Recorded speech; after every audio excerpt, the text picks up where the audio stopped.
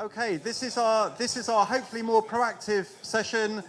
This is all down to you. But before we start getting into the business of filling out the little boxes on those bits of paper in a collective manner, I want to hand over to Simon Pickering. You've probably come across different forms during the day. Simon is the councillor in Stroud who's led, in my view, he's led the efforts to make Stroud both zero carbon as a council and also be one of the first councils in the UK, or if not the first, to actually write the plan to say what you're actually going to do. Probably, maybe. I mean, people argue over that. I don't really care. We were the third council in the UK to adopt climate change emergency.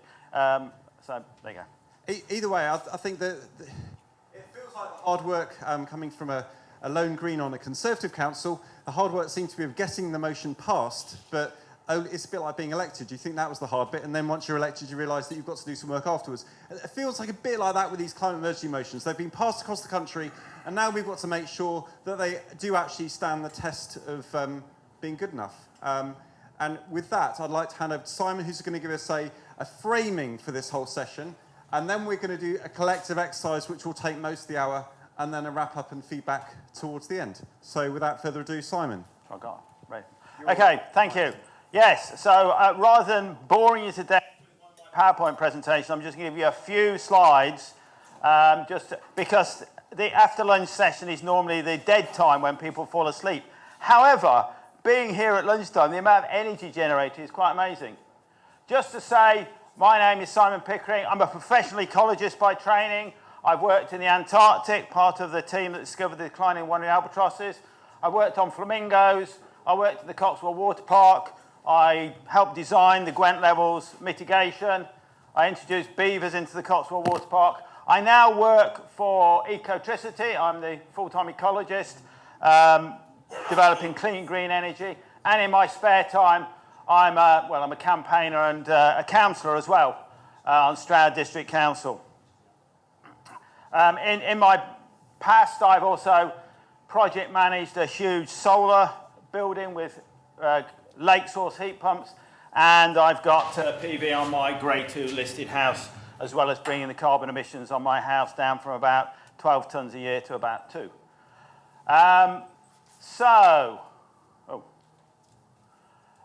We were the first carbon neutral council in the country, and that was based on the investment and bringing in grants to improve the energy performance of various people's houses. We started our carbon journey back in 1997.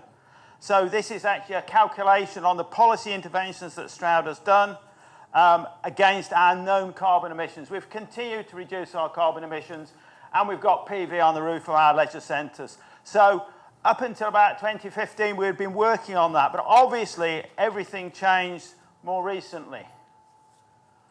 So what I'm going to say is, what is a climate change emergency? It's not co-opting the messaging.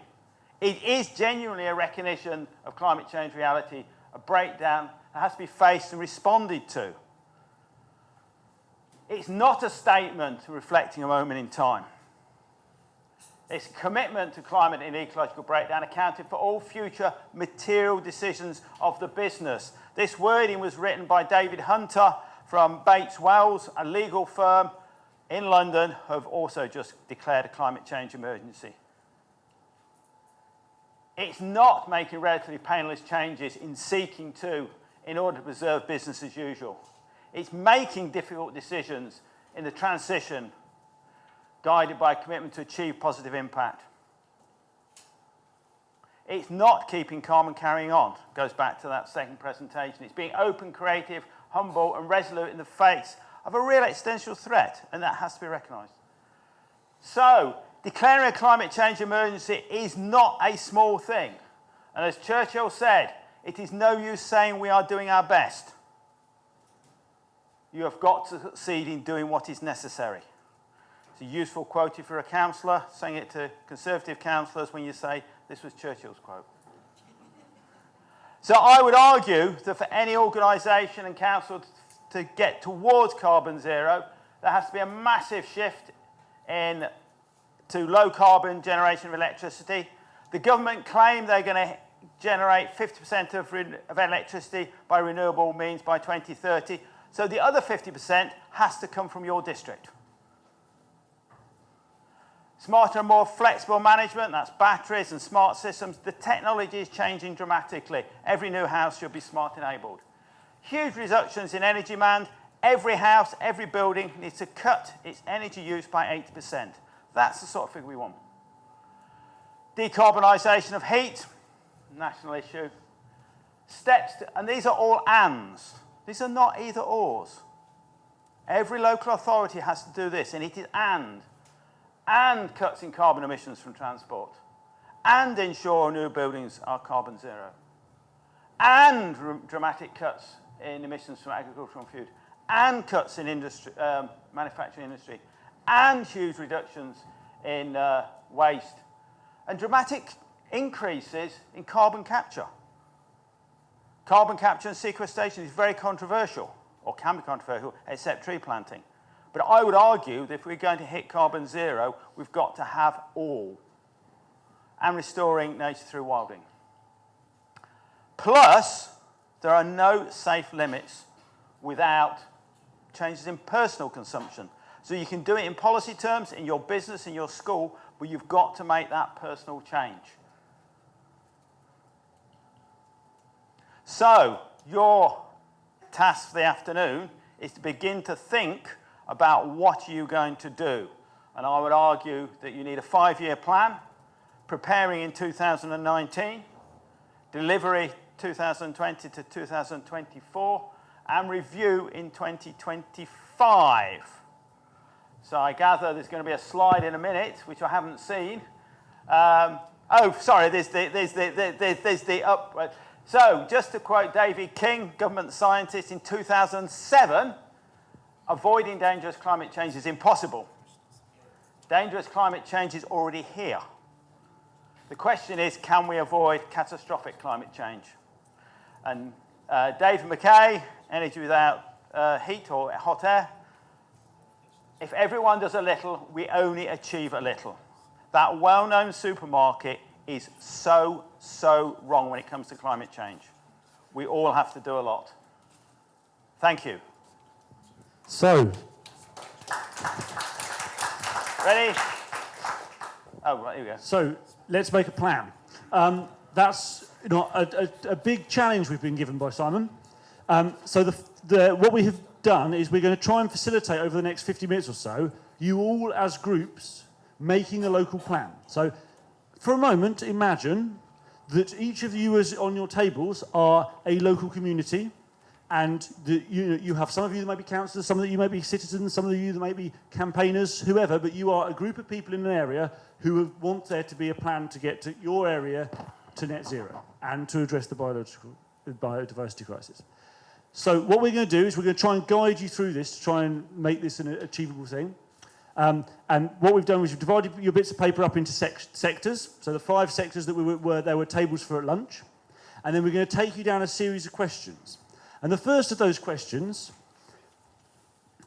is behavioural change. What behavioural change is needed?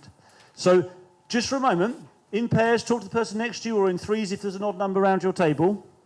Talk to the person next to you and think about, in the context of what Simon has said and all the things you've heard today, what are the behavioural change things that need to happen in your local area?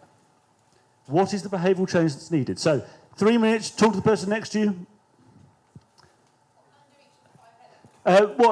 Generally for a moment, and then we will, in time, start writing stuff down. You don't need to write anything down for the moment. Just talk to the person next to you. Find out. Is it still live? Yeah. Okay. And just one thought is that it might be worth thinking about behavioural change. Think about what are going to make the biggest changes now, because you actually want to make some progress, because the last 10% of cutting carbon emissions is brutally hard. But who are the big targets now? Right, okay, if everyone could just pause for a moment. I hope you've got lots of things on the top row, something for every box. If everyone just pause their discussions for a moment, I'll explain the second row. So you've worked out what the behavioural change that's needed in each sector is. So next, imagine your council's just declared a council emergency in your local area. Well, you need to come up with a plan. What's the council going to do? What public sector jobs need to be created? What things need to happen? So, are you going to employ a load more bus drivers, or maybe that's not a council thing? Depends on what your perspective is. Are you going to does the council need to employ more people to go and do energy audits, or to go and manage street by street retrofits? What does the council need to do to facilitate all that behavioural change, all those things that needed to happen in the previous row? And don't always stick to the regular ones. It's worth thinking out of the box.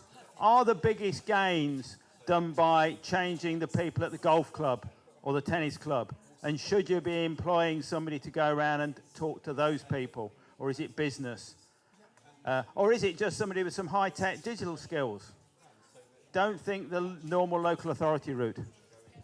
And in the climate job session earlier, there was all the job summary. So maybe it's worth having a job summary on each table. If you haven't got one, I'll put your hand up, and then you'll have a reference point for the number of jobs that need to be created. So it's not just 3 or 4 jobs in each local authority.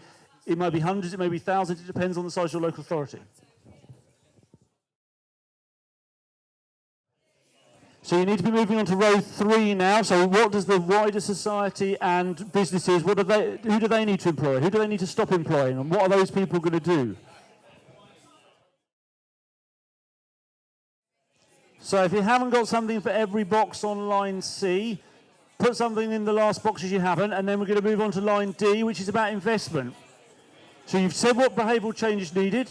You've said what jobs are going to be created in the 2 different areas. So what investment is going to be required to make the infrastructure bit of this happen?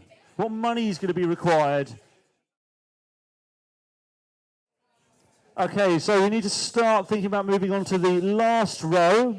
The last row is about planning and regulation and government. So in order for you to achieve all this behavioural change locally, employ all these people the council needs to employ, for all the businesses and the community organisations to employ everyone they need to employ, and you just spend all this money you need to spend on investing on things, what needs to change at a planning level? I'll let Jonathan explain. I just want to say that one of the big things that local councils do is produce a local plan. If you're a county council, it's a waste plan or a minerals plan. If you're a local council, it's the plan where all the houses go, how much extra you have in the high street in terms of retail or industry. And sometimes it feels like, from a climate point of view, the plan is the thing that blocks things happening rather than enables things happening.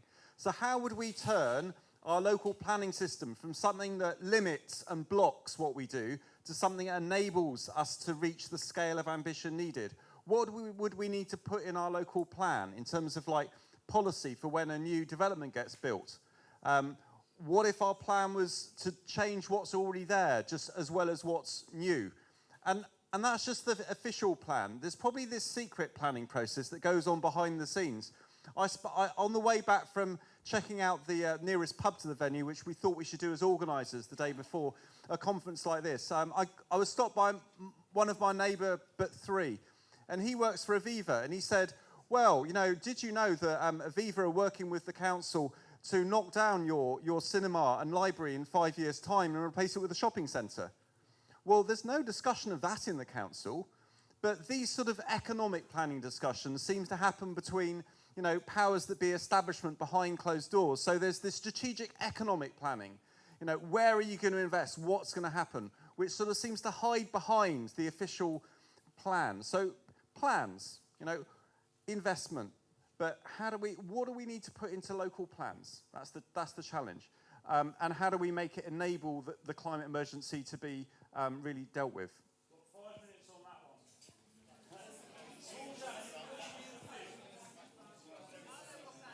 And it might even involve getting yourself onto one of these local economic partnerships and being part of those discussions. We're just heading to the end of this session now. I wondered if you're happy to say, well, we could put on extra things into this bit of paper forever and ever, but you've put a lot of things down, and they pretty much cover the range. what we'd like to do now is to just a little bit of reflection as to what that felt like as a process and what sort of things you've written down. How comfortable did you feel? Would you have preferred just to sit down and do this on your own, or do you feel that doing it together as a group worked? Do you like what you've put down? Are there things that surprised you? Are there things that didn't surprise you? What were they? Have a think about its tables. Maybe have a short table discussion with the idea that you might feedback a couple of things each table as to what you thought the big surprises were, or what you thought worked well. And whittle each down to one phrase or one sentence. Okay, I think we better start the wrap up, because otherwise we'll run into the break, which will be running into the break. So hopefully you've had a few thoughts and feedback there. Peter's got a microphone which he's just going to wander around with. So out of the things that you've discussed, maybe each table just come back with one point per table, and we'll see what this collective view of the room looks like. So can we start at the back? Hello. Okay. Hello. Yep. Yeah, a lot of ground to cover. The newest idea that we hadn't come across before was around the zero waste, the concept of having advert-free zones. So we've had car-free days and other days, but that's in terms of tying together the consumption. Advert-free zones, there you go. It's amazing how far you have to stretch to actually get to zero carbon, different areas. So maybe the next table in?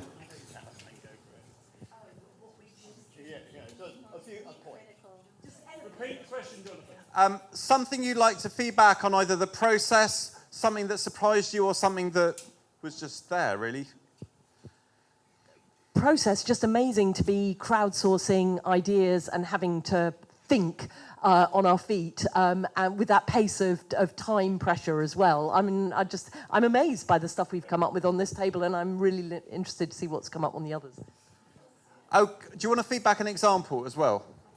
Should we go another round, or you just... Another example from that, something specific that you like? An example, we had one here: no homes to be built without access to public transport.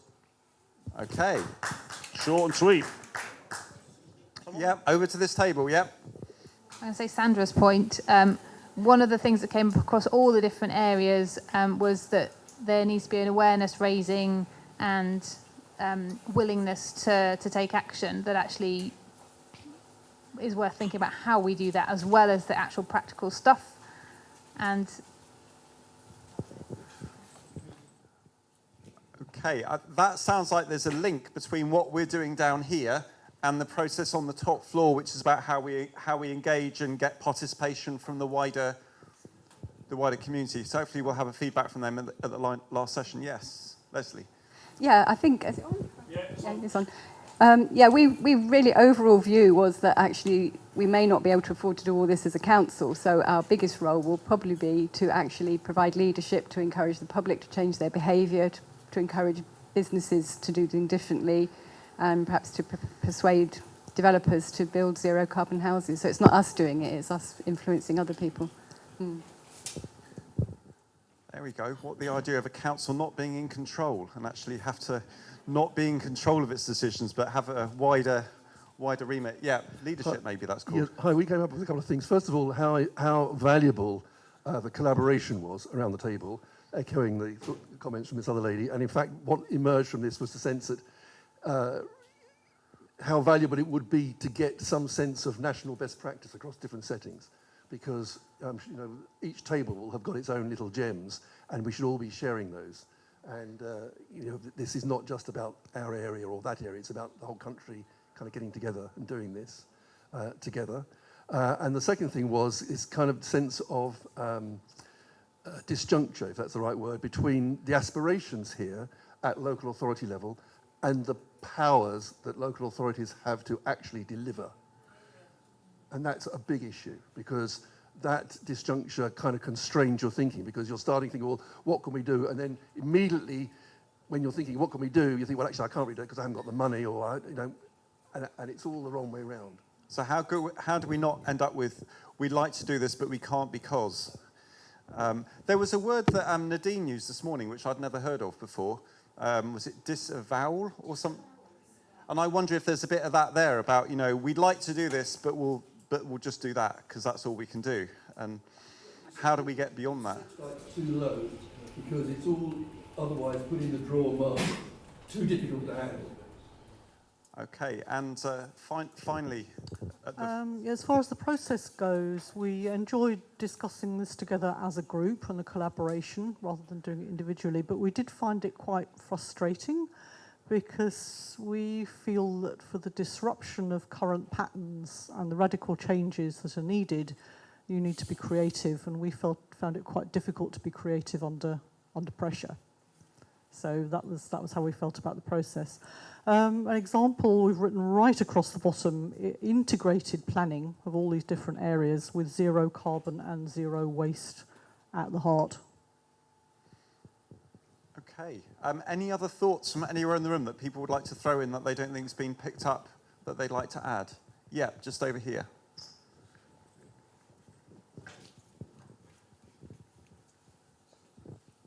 One thing that I saw on Twitter that was mentioned here this week is that Client Earth is about to focus not just on UK central government, but on councils not addressing reduction in emissions and pollution. So I think councils may feel the heat from quite a big legal organisation quite soon, and that might make them feel less or more inclined to start addressing these and not sort of saying, well, we can't, because there are lots of creative solutions. Okay, well, thank you very much. One final point in the middle. Yeah.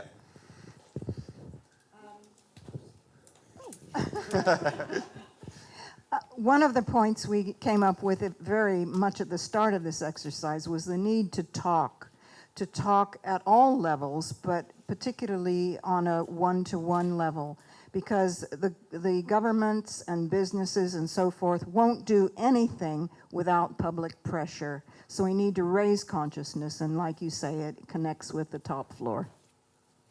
Okay. All hands are popping out. Why not? I mean, better to take the views from the audience. So Maya, and then I think John at the very back. Final word.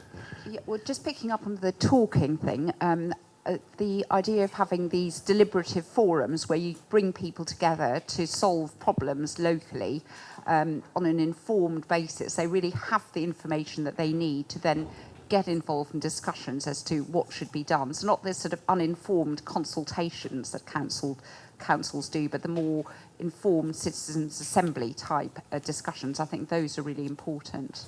Okay, and John at the back, and then I'll wrap up because we've got people coming to join us now for a break time. Just one other thing that came up on our table is how do you tie all this together financially? Where's the money going to come from?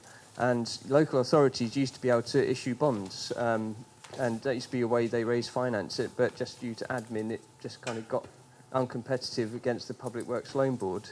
There is now a revival of these new community municipal green bonds where a local authority could potentially start issuing investment into green infrastructure projects to their own citizens, so moving ISA and pension savings into local green infrastructure projects. Okay, well, thank you very much. And just to give a flavour of maybe going down that list from top to bottom, it feels like, unless we get the behaviour change shift, unless we get big enough pressure from the outside and a big enough participation, we're not going to get the real demand reduction and behaviour shift and the buy-in. And clearly that's not just about the things we write in the plan to engage people, but actually engaging people, which is what was happening with the discussion upstairs. And the second thing is, what does the council do? And I think our council plans need to be ambitious if our councils are to provide leadership to bring the businesses and other local partners on board. And it's not just the councils, it's the NHS, it's the schools and so forth. The third topic was about society business. That's, if you like, extending it and saying it's not just the public sector that needs to act locally, it's everyone that needs to act locally. And at that stage, at 1, 2 and 3, we're perhaps starting to get a flavour of the full scale of measures that need to be done in a local area to make change. But then making change, we still need to have the plans and the politics and the policies and the regulations and the money there. So unless we get the money and unless we get the planning released and the politics in place, it's not going to happen. So in some sense, this feels like a microcosm of society. First of all, we need to make sure the council is able to empower households to react to the climate emergency in such a way that culture changes and the demands for energy reduces. But then how also is the council able to look up and make sure the government doesn't constrain how much the council can do? So ultimately, I think that, you know, the writing of this plan is setting out what we can do locally, also what the government should do for us. But most of all, I hope this task has given you the confidence that you can go away and write plans if you're a councillor on your council, or contribute and help your councillors write plans. Because I certainly feel that this sort of approach where we do things together is much better than having a sole Green or a couple of Green councillors expected by that local Green party or their local community to somehow magic a plan in the space between a Conservative cabinet and an XR group campaigning on the outside. Jonathan, possibly speaking from personal experience. It does sometimes feel I'm squeezed somewhat. But hopefully this is a useful process, and I do take on board the comment from front left that this was a bit of a rushed process under pressure, and maybe to do this properly, we need to spend a little bit more time and effort doing it in this kind of collective way. You might say that what we've done here is a two-dimensional plan. We've put all the different sectors along the top. We've looked at the different ways we need to get the money and process from the individual through the council to the area and wider with policies and plans. But I think the third dimension is what's happened upstairs. And unless we engage participatorily, you know, which is what was happening in the session at the top, this isn't going to be a plan it'll just be on paper. We need to create the three dimensions to put into practice. So we're now going to break.